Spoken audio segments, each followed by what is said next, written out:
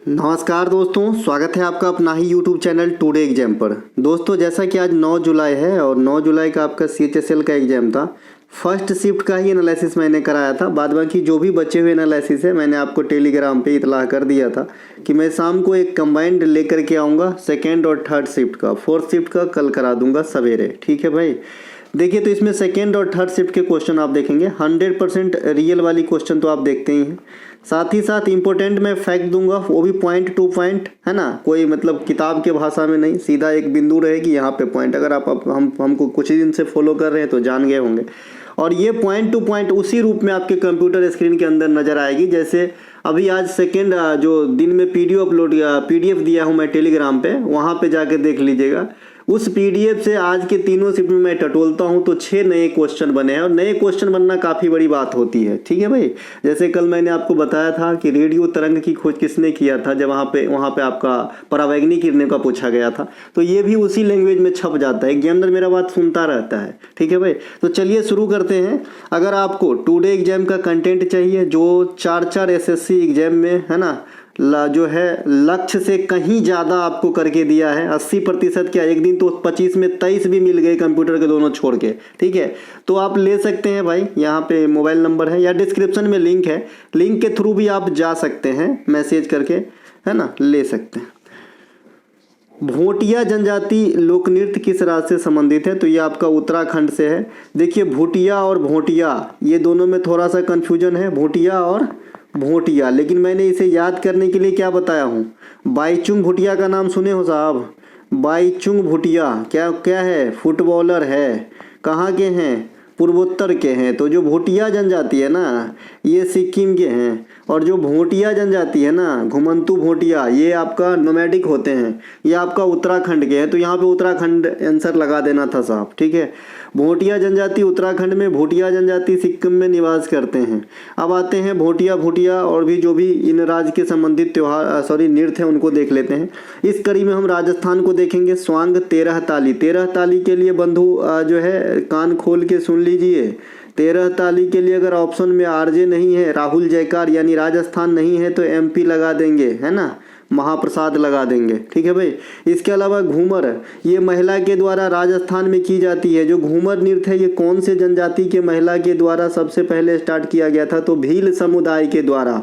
याद रखिएगा, 2011 जनगणना के अनुसार सबसे अधिक जनजातीय समुदाय कौन सा है? तो भील है। दूसरे स्थान पे चला गया है गोंड, है ना। पुरानी किताब में अभी भी आपको गोंड ही नजर आएगा, तो उसको बदल लीजिएगा। हर लफ्ज पे क्वेश्चन है, ध्यान से सुनिएगा। सुइसनी कलबेलिया, कलबेलिया को आप गुलाबो सपेरा का नृत्य कहते हैं। क्या कहते हैं? गुलाबो सपेरा का नृत्य कहते हैं। ये नाम है आदमी का गुलाबो, यहाँ आप फूल मत कर दीजिएगा। चरी नृत्य ये महिलाओं के द्वारा करी जाती है। एक देखिए, एक चंग नृत्य भी होता है राजस्थान के अंदर। इनके अलावा गणगौर फेस्टिवल है राजस्थान के अंदर, मैक्सिमम 18 दिन तक होती है। झूलन लीला, झूमा, घपाल, पनिहारी, गिनाद, कच्ची घोड़ी, ये सभी के सभी जो है राजस्थान से संबंधित आपका नृत्य है। राजस्थान में एक्स्ट्रा क्या बताया था आपको याद रखना है ना। मैं पढ़ाने में एनालिसिस कम पढ़ाता जाता हूं भाई, ध्यान रखिएगा। गुरु शिखर की हाइट 1722 मीटर, याद रखिएगा। ये अरावली पर्वत जो दुनिया में सबसे ओल्डेस्ट माउंटेन रेंज की उदाहरण भी है, तो उन्हीं का ये सबसे हाईएस्ट पीक है गुरु शिखर, जो राजस्थान का भी हाईएस्ट पीक हो जाएगा। और इसकी टोटल हाइट की बात करेंगे तो कितना हो जाएगा बंधु? 1722 मीटर हो जाएगा। ठीक है भाई। इसके अलावा गुजरात में आते हैं। गुजरात में आपका गरबा है, डांडिया रास है, भवई है। भवई, देखिए मैंने भवई बताया है कि भवई RJ में भी हो सकता है और भवई गुजरात में भी हो सकता है। ठीक है, गुजरात, है ना, सही है। तो ये दोनों में से कोई एक ही ऑप्शन रहेगा। लेकिन मेन ओरिजिन की बात करेंगे तो भवई जो है कहीं ना कहीं RJ से निकला था, राजस्थान से निकला था। टिप्पानी, ज्योरिन, भवई, सिद्धि धमाल, पधार, गरबा, डांडिया तो आप जानते ही हैं। इसके अलावा उत्तराखंड में आएंगे चप्पल, चपली, गढ़वाली। गढ़वाली भी याद करने की जरूरत नहीं है क्योंकि गढ़वाल रीजन है, गढ़वाल रीजन है, गढ़वाल रीजन है ना, गढ़वाल, है ना। एक मेरे साहब थे गढ़वाल साहब, है ना। इनके अलावा कुमायूनी, कुमायूं भी हिमालय वाला पार्ट का नाम है। तो यहाँ से आपको आ जाएगा कि कुमायूं हिमालय का जो क्षेत्र है ये उत्तराखंड राज्य के जो है समांतर है, तो इन्हें आपको पड़ जाएगा। कजरी में थोड़ा सा विरोध विरोधाभास है। कजरी उत्तर प्रदेश और उत्तराखंड दोनों होता है। रासलीला उत्तर प्रदेश में भी होता है। पांडव नृत्य, भोटिया नृत्य, देखिए ये वाला पूछा गया है दादा, है ना, ये वाला जो है पूछा गया है। और उस दिन आपका लंगवीर पूछा गया था पहला शिफ्ट में, तो उत्तराखंड में भी दोनों आपको मिला के दिया हूँ, है ना। यानी जितने भी पूछे हैं नृत्य, एक बिरले ही कोई छूटा होगा, नहीं तो सब आपके टॉपिक वाइज सेक्शन से आ जाएंगे। ये अपने ही टॉपिक वाइज का पेपर कटिंग है भाई, ठीक है।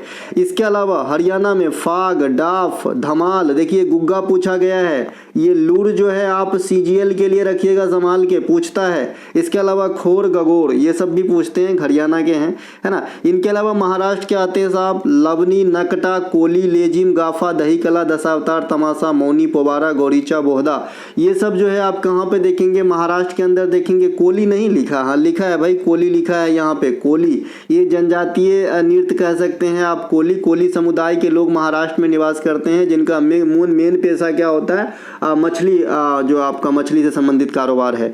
वाइड बॉल में क्या पनिशमेंट दी जाती है, ये सेकेंड शिफ्ट में पूछा है। थर्ड शिफ्ट में पूछा है, टेस्ट क्रिकेट में बॉल रिप्लेसमेंट से क्वेश्चन पूछा है, ठीक है भाई। तो जो वाइड बॉल होता है, ये तो बहुत ही कॉमन क्वेश्चन है जी, सबको पता है कि 1 रन विपक्षी टीम को यानी बल्लेबाजी टीम को मुफ्त में गिफ्ट किया जाता है कि ले लो 1 रन।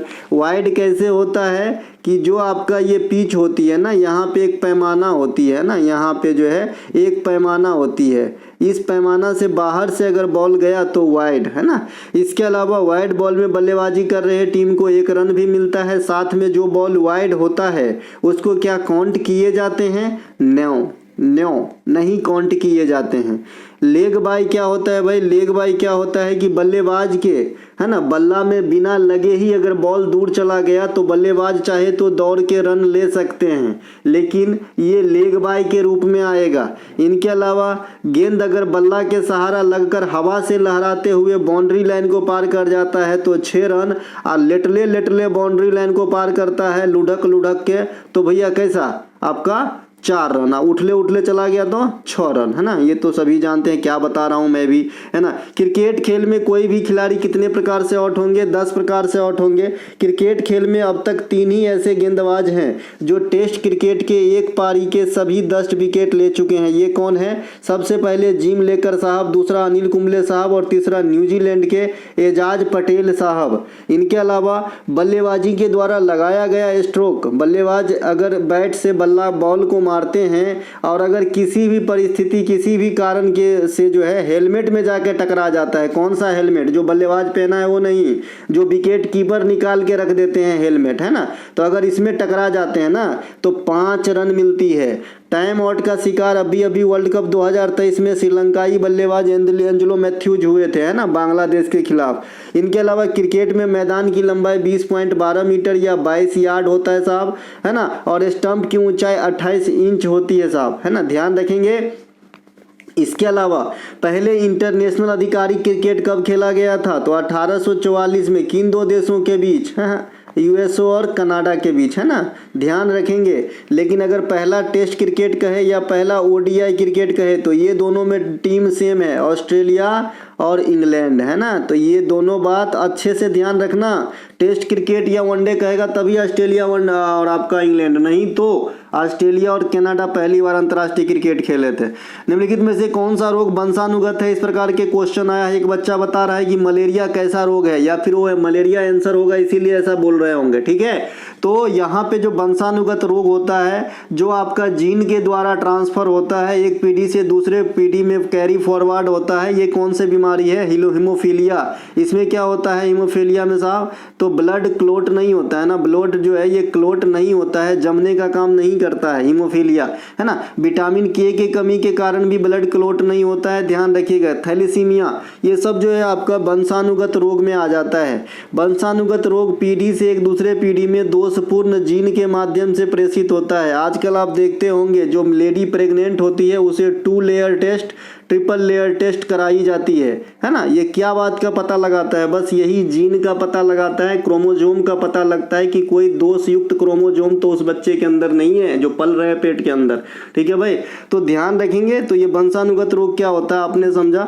इसके अलावा मलेरिया जो है ना, ये प्लाज्मोडियम नामक परजीवी से होती है, जो मादा एनीफिलीज मच्छर के काटने से होते हैं। पहले जब 8 क्लास में गुरुजी हमें पढ़ाते थे तो हमें लगता था मच्छर काट लेता है मलेरिया हो जाता है, लेकिन मच्छर तो सिर्फ एक पोस्ट मैन का काम कर रहा है साहब, कि ये जो प्लाज्मोडियम है इसे जो है आपके ब्लड में छोड़ने का काम कर रहा है।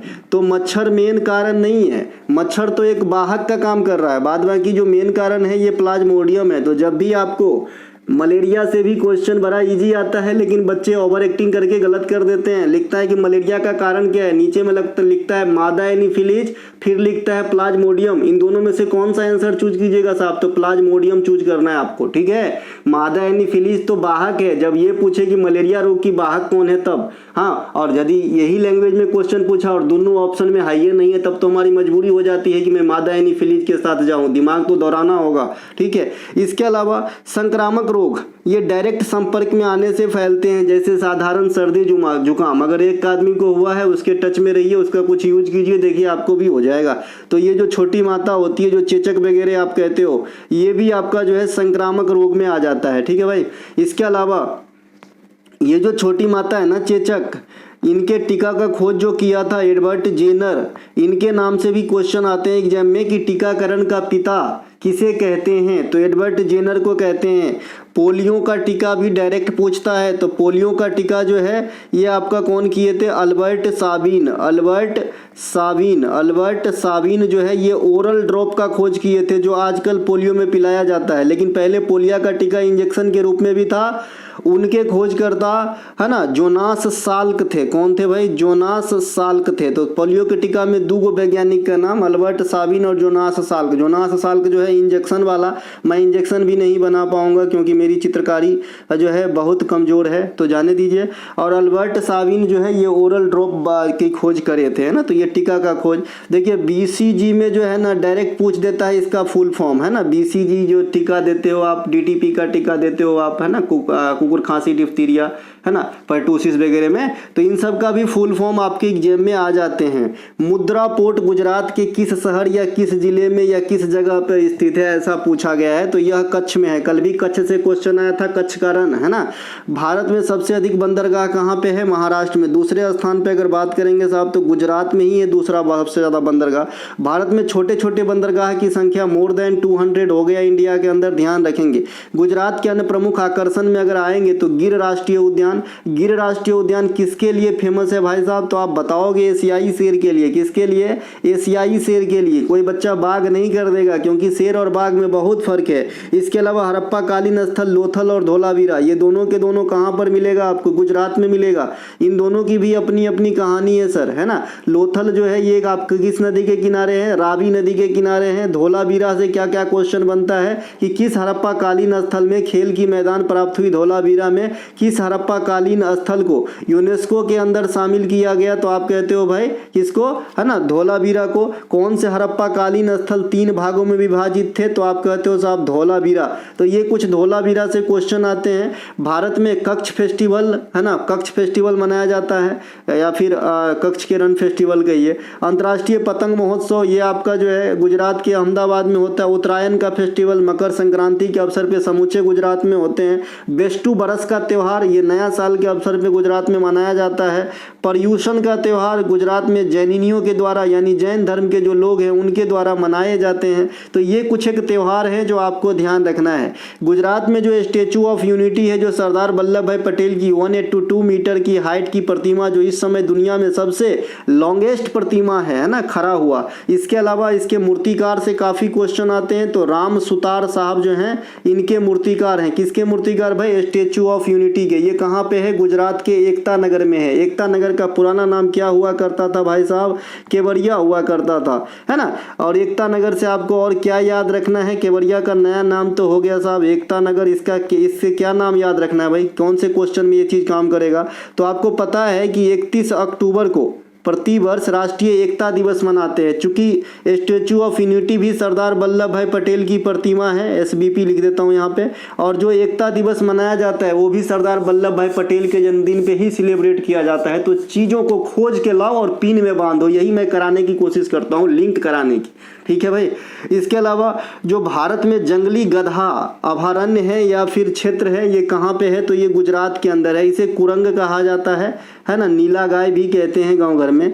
इसके अलावा पालीताना का जैन मंदिर कहाँ पे है, तो गुजरात के मेहसाना प्रांत में है पालीताना का जैन मंदिर, ये भी क्वेश्चन पास्ट में आए हैं। मोढेरा का सूर्य मंदिर कहाँ पे है, ये गुजरात में है, और मोढेरा इंडिया में सौर ऊर्जा संचालित प्रथम ग्राम है, तो इन्हें भी ध्यान रखेंगे। और सांची सौर ऊर्जा से संचालित प्रथम शहर हो गया इंडिया का, तो ये बात भी आपको ध्यान रखना है। देखिए क्वेश्चन कंप्यूटर का लिखा है बच्चा, कंट्रोल+N। कंट्रोल+N का मतलब होता है न्यू ई बुक से अंदर एक भी शॉर्टकट नहीं आ रहा है। मैं तो ऐसे ही कह देता हूं कि कंप्यूटर छोड़ के बात करता हूं, क्योंकि मुझे पता है कभी कंप्यूटर अगर डीपेस्ट पूछेगा तो फिर दिक्कत है ना। लेकिन जहां तक शॉर्टकट की बात है, एक मैं सीट अवेलेबल करा दिया हूं ई बुक में अंदर एक इमोज के फॉर्मेट में, उससे बाहर नहीं आएगी आपकी शॉर्टकट की। ठीक है भाई। तो यहाँ पे जो कंट्रोल+N है ये न्यू डॉक्यूमेंट ओपन करने के लिए है। कंट्रोल+A ऑल सेलेक्ट करते हैं। जैसे मान लीजिए राम श्याम मैंने लिखा, मैं चाहता हूँ कि दोनों एक ही बार में सेलेक्ट हो जाए, और इसे मैं फिर डिलीट कर दूंगा या फिर कलर कर दूंगा या फिर बोल्ड कर दूंगा, इटैलिक कर दूंगा, फॉन्ट बदल दूंगा, फॉन्ट छोटा कर दूंगा। तो कंट्रोल+A करना है। कंट्रोल+B करेंगे तो जो भी फॉन्ट को आप सिलेक्टेड फॉन्ट है वो बोल्ड हो जाता है। कंट्रोल+C करेंगे कॉपी हो जाता है। डी करेंगे डुप्लीकेट है, वो नया तैयार हो जाता है। कंट्रोल+E करेंगे एलिग्नमेंट सेंटर स्लाइड हो जाता है। कंट्रोल+F करेंगे फाइंड हो जाता है ना। अच्छा, एक क्वेश्चन पहले एग्जाम में आता था, पुराना चावल हूँ भाई, है ना। एक क्वेश्चन आता था पुराने एग्जाम में, अब बहुत दिन से दिखे नहीं, मुझे याद दिलाता हूँ कि भाई कंप्यूटर में जो आपका एरर होता है उसे फाइंड करने की प्रक्रिया को क्या कहते हैं, डिबगिंग, है ना। वो भी पूछा जाता था ना पहले, है ना, ध्यान रखेंगे। इसके अलावा जो आपका कंट्रोल+G है ना, कंट्रोल+G है ग्रुप गो टू, कंट्रोल+H है रिप्लेस करने के लिए, कंट्रोल+I इटैलिक के लिए। तो ये आप देख लीजिएगा। N है न्यू पेज, ये वाला पूछा गया है। O है ओपन करने के लिए, P है प्रिंट करने के लिए, Q है क्विट करने के लिए, है ना। S है सेव करने के लिए, T है न्यू टैब के लिए, U है अंडरलाइन करने के लिए, V है पेस्ट करने के लिए, और एक X होगा कट करने के लिए। तो इस प्रकार से आपको ध्यान रखना है। एक प्रश्न पूछा गया है, भारत का पहला स्वदेश निर्मित विमान वाहक पोत INS विक्रांत, ये क्लास कब का मैं बताऊं, जब ये INS विक्रांत लॉन्च हुआ था ना 2022 के अंदर। मैं चाहो तो आज का टेलीग्राम पे इसका इमेज भी मैं आपको दिखा दूंगा, इमेज फॉर्मेट में भी टेलीग्राम पे भेजा हूं मैं। क्यों भेजा हूं पता है, क्योंकि ये पहला स्वदेश निर्मित विमान वाहक पोत बनाया गया था। और मैं ये भी बताया था कि इसका नाम का ओरिजिन क्या है, कैसे इसका नाम विक्रांत ही रखा गया। ठीक है, चलिए बात कर लेते हैं। जो INS विक्रांत है ना, ये भारत का स्वदेश निर्मित प्रथम विमान वाहक पोत है जो अपने से बनाया गया है। हालांकि इससे पहले भी भारत में विमान वाहक पोत INS विक्रमादित्य और INS विक्रांत ही था। ठीक है मेरे भाई। तो जो विक्रांत पहले था ना, ये आपका ब्रिटेन से खरीदा गया था सेकेंड हैंड। ठीक है, लेकिन ये वाला जो विक्रांत है इसे हमने बनाया है। अब समझ में आया, नाम कहाँ से पड़ा। ठीक है, चलिए साहब, इनको कौन बनाया है, कोचीन शिपयार्ड के द्वारा बनाया गया है। INS विक्रांत भारत के पहले विमान वाहक पोत भी हैं, है ना। तो अब ये कहाँ से पहले वाला शब्द जुड़े हुए हैं, जब भाई 2022 में ही बना, तो क्या 2022 से पहले विमान वाहक पोत नहीं थे, जी थे। लेकिन ये INS विक्रांत के नाम से ब्रिटेन का खरीदा हुआ ऑलरेडी सेवा दे रहे थे एक पोत, है ना, जो भारत के द्वारा बनाया तो नहीं गया था लेकिन भारत के अधिकार क्षेत्र में काम करता था, समझ गए। भारत के पास अन्य विमान वाहक पोत INS विक्रमादित्य है। ये INS विक्रमादित्य को कहां से खरीदा गया था, तो रूस से खरीदा गया था। ठीक है मेरे भाई। और रूसी सेना में यह जो विमान है एडमिरल गोर्शकोव के नाम से कार्य करता था। इसी प्रकार से वहां भी पढ़ाया हूं साहब, जब मेरे पास मात्र 20-25 व्यू आया करते थे। ठीक है मेरे भाई। इसके अलावा पूर्वोत्तर भारत में मणिपुर की राजधानी इम्फाल के नाम पे अभी हाल में ही 2023 में एक लड़ाकू विमान वाहक कहना सही नहीं होगा, खाली लड़ाकू कहिए, लड़ाकू वाहक पोत कहिए, लड़ाकू पोत कहिए, सीधा विमान यहाँ पे काटना होगा। लड़ाकू पोत INS इम्फाल को भारतीय नौसेना में शामिल किया गया है, जो किसी भी राज्य के राजधानी के नाम पे पहला होगा, INS इम्फाल, है ना। इनके अलावा भारतीय नौसेना के प्रमुख भी बदल चुके हैं, जैसे R हरिकुमार साहब के जगह पे है। अब जो है एडमिरल दिनेश कुमार त्रिपाठी साहब अभी हाल में ही शपथ ग्रहण किए हैं, तो इन्हें भी ध्यान रखेंगे आने वाले नेक्स्ट एग्जाम के लिए। ईस्टर का त्यौहार किस धर्म के लोग मनाते हैं भाई, एक एक क्लू दे दिया हूँ क्यों मनाते हैं, कैसे मनाते हैं, ठीक है। तो जो ईस्टर है ये सबसे पहले हैप्पीनेस का त्यौहार है ईसाई धर्म के लिए, है ना, हैप्पीनेस का त्यौहार है। इसके अलावा जो ये त्यौहार है इसमें क्या होता है, ये मानते हुए कि जो ईसा मसीह साहब को सूली पे चढ़ाया गया था गुड फ्राइडे के दिन, तो आफ्टर 3 डेज, है ना, इनका जो है रिबॉर्न हो गया था, पुनर्जन्म हो गया था, पुनर्जीवित हो गए थे, ठीक है। इसके अलावा जो ईस्टर का त्यौहार है ये ईसा मसीह के पुनर्जीवित होने वाली त्यौहार है, जो गुड फ्राइडे से प्रथम रविवार को, यानी शुक्रवार के बाद पहला रविवार कितने दिन के बाद, तो 3 दिनों के बाद। तो किसी भी लैंग्वेज में पूछो साहब, थ्योरी पता होनी चाहिए। गुड फ्राइडे ईसाई धर्म के प्रमुख त्यौहार है, यह शोक का त्यौहार है, लोग शोक मनाते हैं ईसाई धर्म में, ठीक है। ईसा मसीह के जन्मदिन पे क्रिसमस त्यौहार 25 दिसंबर को मनाया जाता है। पारसी त्यौहार नववर्ष को हम नवरोज कहते हैं, और नवरोज को शुरू करने का शुरुआत जो है गयासुद्दीन बल्बक, जो आपका ममलूक या फिर गुलाम वंश के शासक हुए। इनके अलावा पारसी धर्म में अन्य त्यौहार पतेती उत्सव है। सिख धर्म के त्यौहार में होला मोहल्ला, गुरु पर्व, बैसाखी, लोहरी, ये सब सिख धर्म के त्यौहार है ना। इसके अलावा गुगा नौमी भी हरियाणा में मनाया जाता है। इनके अलावा मुहर्रम, रमजान, बकरीद, ईद, ये सभी इस्लाम धर्म के त्यौहार है। अब आते हैं त्यौहार को कैलेंडर से रिलेट करते हैं सर जी, ठीक है। देखिए इस्लाम धर्म के जो त्यौहार है ना, नववर्ष, इसे हिजरी महीना भी कहते हैं, हिजरी माह भी कहते हैं, ठीक है। ये इस्लाम धर्म के प्रथम माह है जिसमें आप मुहर्रम मनाते हो। इस यानी इस्लाम धर्म में नववर्ष को क्या कहते हैं, तो मुहर्रम कहिएगा, ठीक है। लोसर त्यौहार यह तिब्बती कैलेंडर के अनुसार मनाया जाता है। लोसर ध्यान रखिएगा प्रथम माह में मनाया जाता है, समझे कि नहीं समझे। और जो लोसांग है ये आपका 10वां माह में मनाया जाता है। दोनों कहीं ना कहीं बौद्ध धर्म के ही त्यौहार है, लेकिन दोनों का जो प्लेस है, मनाने का जो वेन्यू है वो अलग अलग है। लोसर में मैंने बताया है आपको 3 जगह होता है, अरुणाचल प्रदेश भी होता है, हिमाचल प्रदेश भी होता है। कुछ दिनों के बाद अच्छे से आ जाऊंगा पढ़ाने, है ना, आप लोगों का सहयोग चाहिए बस, ठीक है। ये आपका हिमाचल प्रदेश और ये आपका जो है लद्दाख हो जाएगा। अच्छे से कहने का मतलब कुछ इक्विपमेंट ले लूँगा ताकि मैं अच्छे से जितने भी चीज़ बोलता हूँ उसे सही से लिखूँ और भी ज़्यादा आपको फैक्ट दूँ और एक फुल फ्लेज में आपको जो है पढ़ाऊँ। ऐसे भी मैं पूरी कोशिश कर रहा हूँ जो भी मेरे पास इक्विपमेंट है उसके सहारे, ठीक है भाई।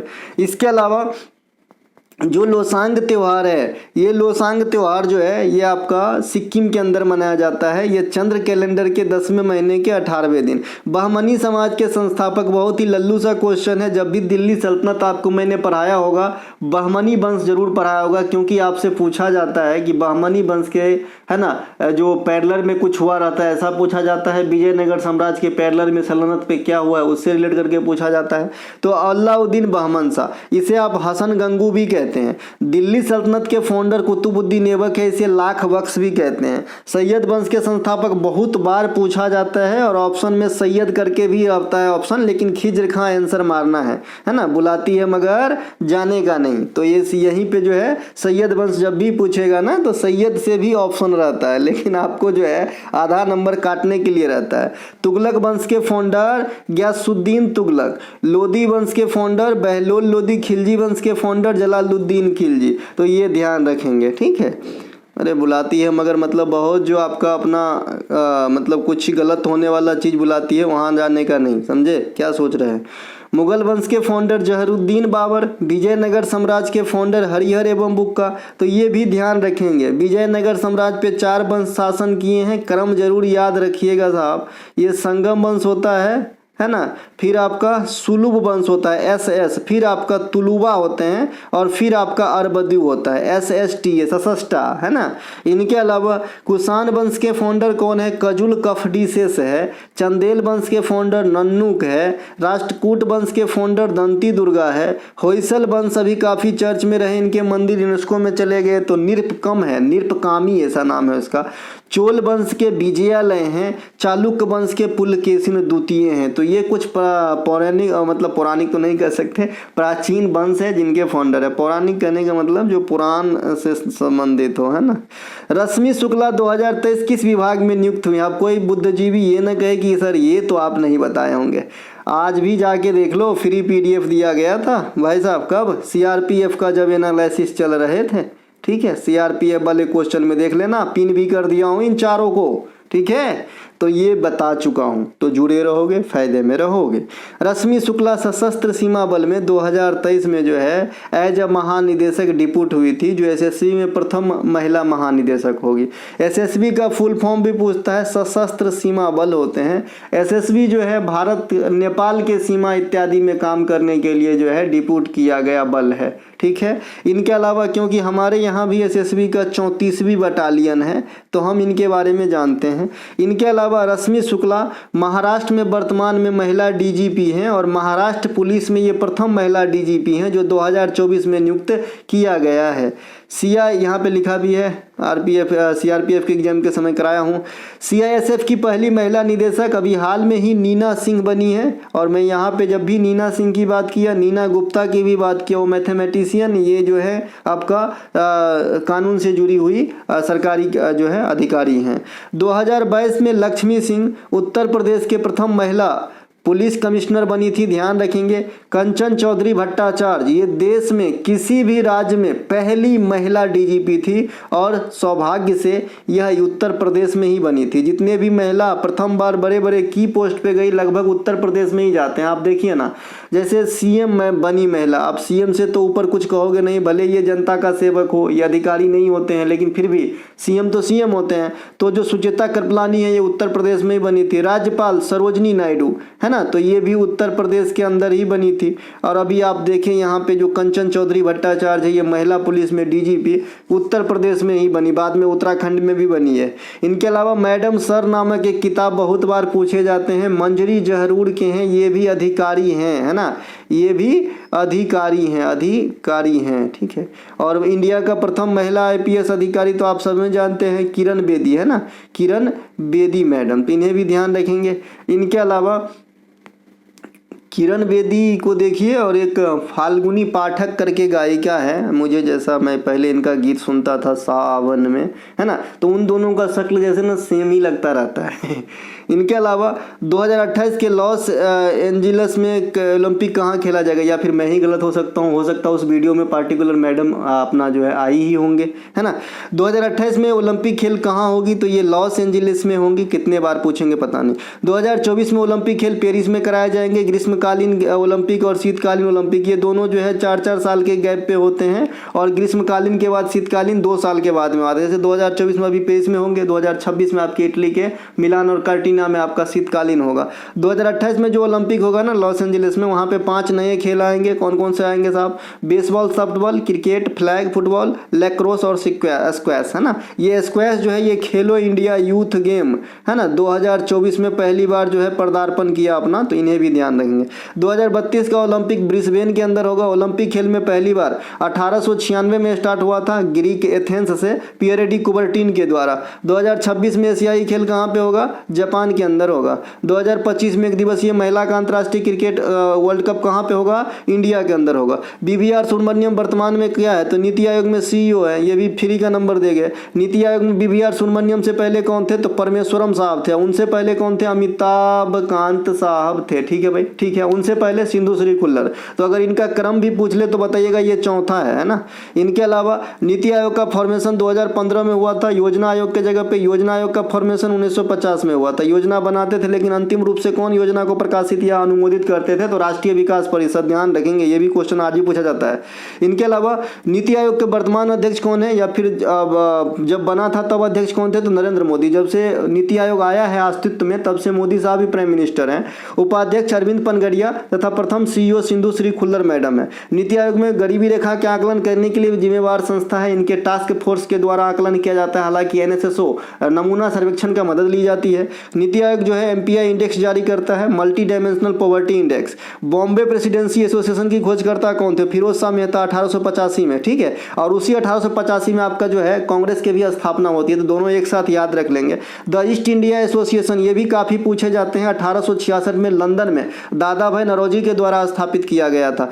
1876 में इंडियन एसोसिएशन की स्थापना, देखिए ऊपर वाले में कंफ्यूज नहीं करना है, द ईस्ट इंडिया एसोसिएशन एगो अलग है, इंडियन एसोसिएशन अलग है। तो इंडियन एसोसिएशन 1876 में और द ईस्ट इंडिया एसोसिएशन 1866 में। जो बड़का नाम है वो कम पहले हुआ है, जो छोटका नाम है वो बाद में हुआ है। तो जो इंडियन एसोसिएशन है ना, ये सुरेंद्र नाथ बनर्जी के द्वारा। बॉम्बे प्लान कितने उद्योगपति के द्वारा दिए गए थे, ये भी क्वेश्चन को मैं आते देखा हूं, तो बोलिएगा 8 उद्योगपति। कब दिए गए थे, 1944 में। ये पंचवर्षीय योजना शुरू होने से पहले की कहानी है साहब जी, क्योंकि इंडिया में पंचवर्षीय योजना 1951 में शुरू हुआ था। ठीक है मेरे भाई। इनके अलावा भारतीय राष्ट्रीय कांग्रेस की स्थापना 1885 में एओ ह्यूम के द्वारा किया गया था। इन्हें हर्मिट ऑफ शिमला कहा जाता है और प्रथम अध्यक्ष व्योमेश चंद्र बनर्जी थे। अखिल भारतीय किसान सभा का गठन 1936 में स्वामी सहजानंद और एनजी रंगा के द्वारा किया गया था। ठीक है, तो ये बात भी आपको ध्यान रखना है। विश्व टेस्ट चैंपियनशिप 1921 कहाँ हुआ था, तो ये आपका इंग्लैंड में हुआ था। कहाँ पे हुआ था, इंग्लैंड में हुआ था। दोनों टेस्ट चैंपियनशिप इंग्लैंड में हुआ है, 1921 कहिए या फिर 21-23 कहिए। 2 टेस्ट चैंपियनशिप हुआ है, एगो में विजेता रहा है न्यूजीलैंड और दूसरे में विजेता रहा है आपका ऑस्ट्रेलिया, और दोनों में उपविजेता कौन रहा है, इंडिया साहब। ठीक है। इनके अलावा अगर आपसे पूछे कि भाई टेस्ट चैंपियनशिप 21-23 किस में फाइनल कहाँ पे हुआ, तो ओवल में हुआ। ओवल कहाँ है, लंदन में है। एक क्वेश्चन आपके पंचवर्षीय योजना के उद्देश्य या फिर किस पे बल दिया गया उनसे मिलान करने के लिए पूछा गया था कथन के रूप में। ठीक है, तो जो भी पूछा गया हो, पहले वाले पे कृषि सिंचाई पर बल दिया गया था, विद्युत पर भी बल दिया गया था। दूसरा वाले पे भारी उद्योग और चिकित्सा पर भी बल दिया गया था, दूसरे वाले में बताया हूँ सब। और तीसरे में दोनों पे कंबाइंड बल दिया गया था, उद्योग और खाद्यान्न दोनों पे बल दिया गया था। तो ये सब ध्यान रखेंगे, है ना। इस भी तो पता ही होगा ना, इस भी याद रखने की तरीका बताए हैं। 1951 से स्टार्ट होता है साहब, फिर आप लगातार जाएंगे, लेकिन 1966 से, है ना, 69 तक माइनस कर देंगे लगातार चलने में। फिर जो है आपको, है ना, एक 5वीं योजना के लिए जो है 1974 से 1978, 1974 की 47 लिखा रहा है, देखिए ठीक है, मैथ कमजोर हो गया है। 1974 से 78 5वीं है, इसको एक बार छांट के लिख लीजिएगा। और बीच में जो ब्रेक डाउन हुआ है वो जरूर ध्यान रखिएगा, कहाँ से भाई ब्रेक डाउन हुआ है ना। तो जो छठी स्टार्टअप लिया ना योजना, ये 1980 से 85 है छठी के लिए। ठीक है, और फिर 2 साल के फिर गैप है, 1991 और 1900 आपका 92, ये भी 2 साल का गैप है। तो इतना अगर छांट दोगे फिर 5-5 साल जोड़ते जाइए, आपका पंचवर्षीय योजना केस भी बनते जाएगा। अब थर्ड शिफ्ट में आ गए हम सब, है ना, थर्ड शिफ्ट में आ गए। देखिए ये है अपना ई बुक के बारे में, कुछ फीचर के बारे में यहाँ पे, जैसा कि ऊपर में बताए थे कहाँ से लेना है कैसे लेना है, डिस्क्रिप्शन में लिंक है, आप लोग ले सकते हैं। चलिए शुरू करते हैं सीधे। बीसीसीआई का गठन कब किया गया था, 1928 में किया गया था। कल ही ना बताए हैं जी, है ना। बीसीसीआई का गठन 1928 में, आज दिनों में बताए, आज मॉर्निंग वाले में बताए हैं। बीसीसी का जो पहला अध्यक्ष थे आर ग्रेंट गोबन थे, वर्तमान अध्यक्ष कौन है, रोजर बिनी साहब हैं। और जो आपका सचिव कौन है, तो अमित शाह का पुत्र जैसा है ना। और एशियन क्रिकेट जो आपका है, एशियन क्रिकेट काउंसिल एसीसी, इनमें भी जो है आपका जो है कौन है अध्यक्ष, जैसा है। तो जैसा 2 पोस्ट पे हैं, एक वो सरकारी कर्मचारी एक ही पोस्ट पे रह सकते हैं, लेकिन ये सब जो है थोड़ा सा बड़ा वाला पोस्ट है, तो एक से अधिक पर भी रह सकते हैं। इनके अलावा भारत की सबसे पुरानी फुटबॉल प्रतियोगिता डूरंड कप है ना, डूरंड कप। जो सबसे पुरानी फुटबॉल क्लब कहेगा तो मोहन बागान। और इनको भी मैंने रिलेट किया था कि कैसे आपको याद रखना है मोहन बागान को। तो मोहन बागान जो है 2023 में डूरंड कप जीत लिया है ना, पूर्वी बंगाल को हरा के। तो ये आप सीजीएल के लिए तैयार रखेंगे साहब इस क्वेश्चन को। ठीक है। इनके अलावा अखिल भारतीय फुटबॉल महासंघ के वर्तमान अध्यक्ष कौन है, कल्याण चौबे हैं। भारतीय ओलंपिक कमेटी की स्थापना कब हुई थी, 1927 में। ये जो सवेरे पूछा था ना फुटबॉल वाला क्वेश्चन, वहीं से कॉपी पेस्ट किया हूँ। देखिए नीचे मैं बताया हूँ बीसीसीआई की स्थापना, देखिए नीचे यह है कि नहीं है। बीसीसीआई की स्थापना 1928 में, वर्तमान अध्यक्ष रोजर बिनी। ठीक है, तो यही कॉपी किया गया वहाँ पे। इसके अलावा जो भारतीय ओलंपिक संघ है, ये उनकी स्थापना 1927 में होती है। अब पहला अध्यक्ष ज़्यादा पूछा जाता है इसका, तो दोराबजी टाटा साहब, है ना। और जो वर्तमान अध्यक्ष हैं वो कौन है, पीटी उषा मैडम है, जो प्रथम महिला अध्यक्ष भी हैं इसमें। इसके अलावा एक है स्पोर्ट्स अथॉरिटी ऑफ इंडिया, भारतीय खेल प्राधिकरण की स्थापना 1984 में हुआ है। इसके अध्यक्ष कौन होते हैं, प्रधानमंत्री होते हैं। एक प्रश्न पूछा गया है, बिल्हन किसका दरबारी कवि था। देखिए कलहन, बिल्हन और जो आपका समुद्रगुप्त का कौन है भैया, हरिसेन, ये तीनों को काफी पूछे जाते हैं। ठीक है, तो जो बिल्हन है ये विक्रमादित्य 6 के हैं। बिल्हन की रचना में विक्रमादेव चरित्र, इनके ऑप्शन में विक्रमादित्य 6, 5, 3, 4 ऐसा रहता है। और और जो तराइन की युद्ध होता है ना कि मोहम्मद गोरी ने किनके साथ युद्ध किया, तो वहाँ पे भी ऑप्शन रहता है पृथ्वीराज चौहान तृतीय, द्वितीय, पांचवी, चौथी, है ना, तो तृतीय के साथ किए थे।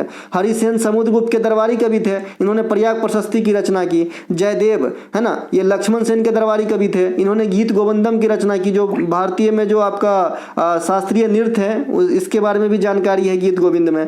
तानसेन, फैजी, अबुल फजल, अब्दुल रहीम खान खाना, मुल्ला दो प्याजा, ये सभी के सभी जो है अकबर के नवरत्न में शामिल थे। इनके अलावा राष्ट्रीय जलमार्ग से आपका मिलान करने के लिए दिया गया था, तो एकदम मैं गारंटी के साथ कह सकता हूं कि पहला और दूसरा ही पूछता है, ठीक है। तो राष्ट्रीय जलमार्ग जो है इलाहाबाद से हल्दिया को जोड़ती है, पहला वाला, है ना, पहला वाला। अगर आपसे पूछे कि पहला किस नदी प्रणाली में है, तो गंगा नदी प्रणाली में है।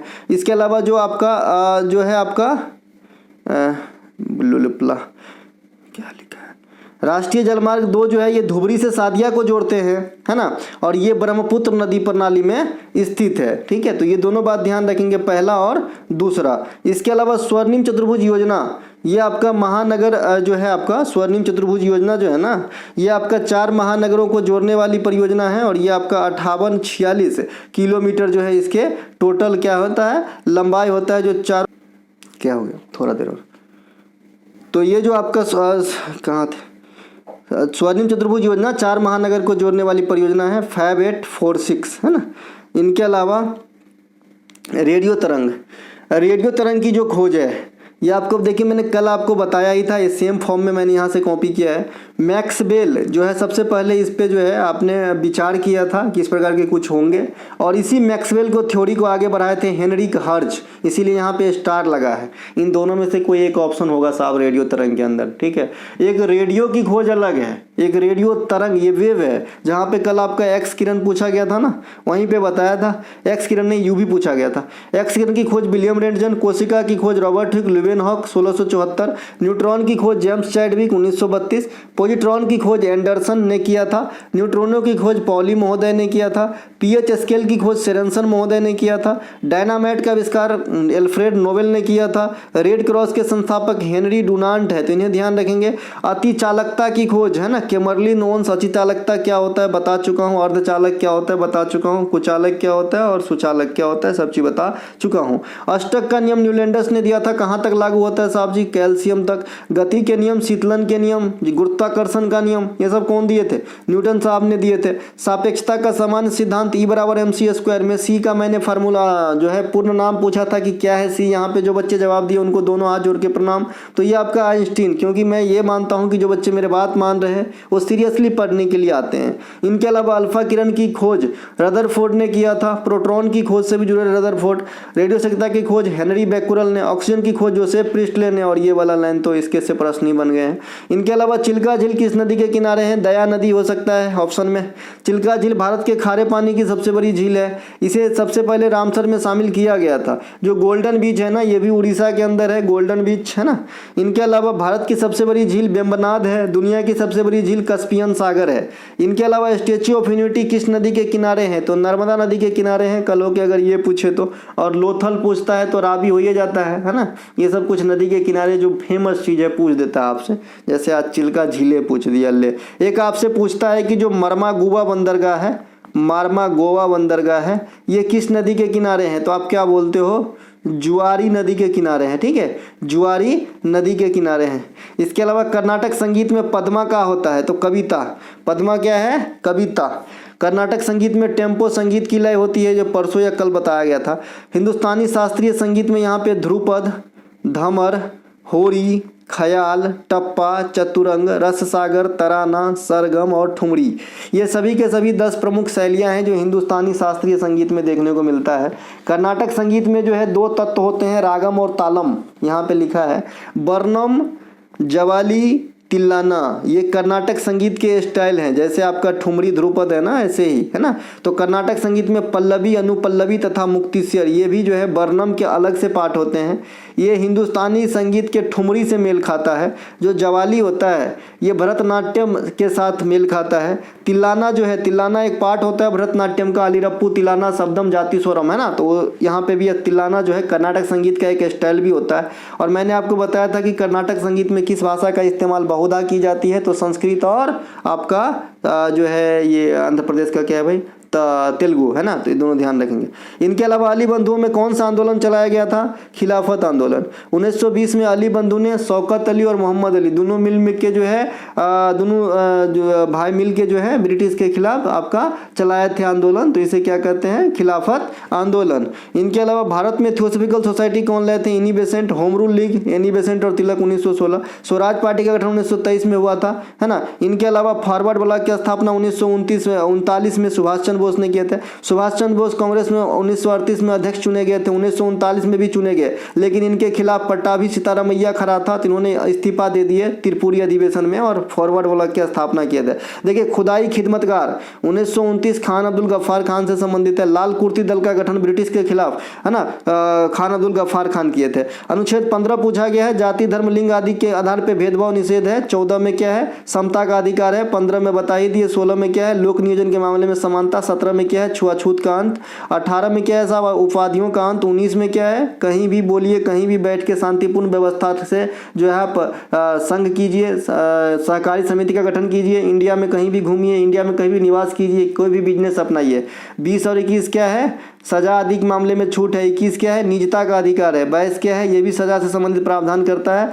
23 क्या है? बलात् श्रम पे रोक है। 24 क्या है? बाल श्रम पे निषेध है। 25 से 28 क्या है? धर्म वाला है। और 29 और 30 क्या है? अल्पसंख्यक वाला है। 31 क्या है? नहीं है, निरसित है। और 32 क्या है? संवैधानिक उपचारों के अधिकार है। तो ये कुछ मौलिक अधिकार जिसे मैग्ना कार्टा कहते हैं। कचन करेन जनजाति, देखिए कचन करेन जनजाति में ऑप्शन नहीं है क्योंकि एक से अधिक जगह पाया जाता है। कचन करेन जनजाति जो है ये भारत के अरुणाचल प्रदेश और नागालैंड में पाए जाएंगे क्योंकि इसका मेन ओरिजिन तिब्बत है। तिब्बत के अलावा ये चाइना में भी और म्यांमार में भी पाए जाते हैं। इरुला जनजाति भारत के तमिलनाडु में पाए जाते हैं। टोडा जनजाति नीलगिरी में पाए जाते हैं। ओंग और सोमपेन जनजाति अंडमान में पाए जाते हैं। वर्तमान में सबसे अधिक जनजातीय समूह वाला जनजाति भील है। 2011 के अनुसार पहले गोंड हुआ करता था, भील हो गया। गारो खासी जनजातियां मेघालय में है। बैगा जनजाति छत्तीसगढ़, उड़ीसा, मध्य प्रदेश इत्यादि में पाए जाते हैं। मुंडा जनजाति झारखंड इत्यादि में पाए जाते हैं। इनके अलावा मोहिनीअट्टम कहाँ का नृत्य है भाई? केरल का नृत्य है। ये जो है इसमें भगवान विष्णु की पूजा और सिर्फ महिलाएं भाग लेती है। जादूगरनी का नृत्य कह लेते हैं इसे, है ना, इसे कहते हैं हम जादूगोरनी, है ना, जादूगरनी का नृत्य, है ना। जादू भरी आंखें वाली सुनो, एक गीत सुने होंगे आप, है ना। इनके अलावा 8 शास्त्रीय नृत्य यहाँ पे हैं। मोहिनीअट्टम, कथकली, भरतनाट्यम, ओडिसी, सत्रिया, कथक, मणिपुरी, ईटीसी। इनके अलावा केडी यादव से क्वेश्चन आया, पहला जो है ओलंपिक व्यक्तिगत, तो ये हेलेंसिकी में केडी यादव 1952 में ब्रॉन्ज मेडल कुश्ती खेल में दिलाए थे। व्यक्तिगत स्वर्ण अभिनव बिंद्रा साहब 2008 बीजिंग ओलंपिक। व्यक्तिगत रजत मेजर राजवर्धन सिंह राठौर 2004 एथेंस। और व्यक्तिगत सबसे पहले जो महिला जीती है जो कर्नो मल्लेश्वरी आपका वेट लिफ्टिंग में 2000 में सिडनी ओलंपिक में ब्रॉन्ज मेडल। इनके अलावा संक्रामक बीमारी पूछा है, कोलरा दिया गया था ऑप्शन में, ऊपर व्याख्या कर दिया हूं। भारत का पहला कार्बन न्यूट्रल जो आपका हवाई अड्डा बनाया जा रहा है वो कहाँ बनाया जा रहा है? अगर इस लैंग्वेज में पूछा है तो लद्दाख। और कहाँ है? तो सबसे पहले इंदिरा गांधी, जो आपका इंदिरा गांधी इंटरनेशनल हवाई अड्डा है, ये आपका कार्बन न्यूट्रल है ना। सौर ऊर्जा से संचालित पहला पोर्ट कोचीन पोर्ट। भारत का पहला जैविक राज्य सिक्किम एयरपोर्ट, है ना, और एयरपोर्ट, है ना। कोचीन में चूंकि पोर्ट भी है, जो कोचीन में पोर्ट भी है ना, सही बात है भाई, एयरपोर्ट की बात हो रही है। इनके अलावा जैविक राज्य सिक्किम हो गया। जैविक राज्य केंद्र शासित सब डिजिटल राज्य केंद्र शासित प्रदेश, डिजिटल केंद्र शासित प्रदेश आपका जम्मू कश्मीर। यहाँ पे मैं खुद ही गलती कर गया, एक सेकेंड। भारत का पहला डिजिटल राज्य केरल और डिजिटल केंद्र शासित प्रदेश जम्मू कश्मीर। भारत का पहला हर घर जल वाला राज्य गोवा और हर घर जल वाला पूर्वोत्तर भारत का राज्य अरुणाचल प्रदेश। बाद में उत्तर प्रदेश में सबसे अधिक एयरपोर्ट है, ध्यान रखेंगे। इसके अलावा एक क्वेश्चन आपसे पूछा गया है, जैसे कि बच्चे ने भेजा है, कुश्ती चैंपियनशिप में पहला। अब कौन सी कुश्ती चैंपियनशिप में? क्योंकि कुश्ती चैंपियनशिप 2 फॉर्मेट में चालू किया गया था। जो मेंस का कुश्ती चैंपियनशिप है 1904 में स्टार्ट हुआ था। एगो फिर फ्री स्टाइल में इसी खेल को बढ़ा के 1951 में शुरू किया गया, फ्री स्टाइल वाली प्रतिस्पर्धा। तो इन दोनों में से कौन पूछ रहे हैं आप? इसके अलावा अगर अंडर 20 में इंडिया के लिहाज से पूछे होंगे तो अंतिम पंघाल हो जाएंगी महिला। अंडर 20 कुश्ती चैंपियनशिप जीतने वाली प्रथम भारतीय महिला, है ना, अंतिम पंघाल है, ये बताए थे, ठीक है।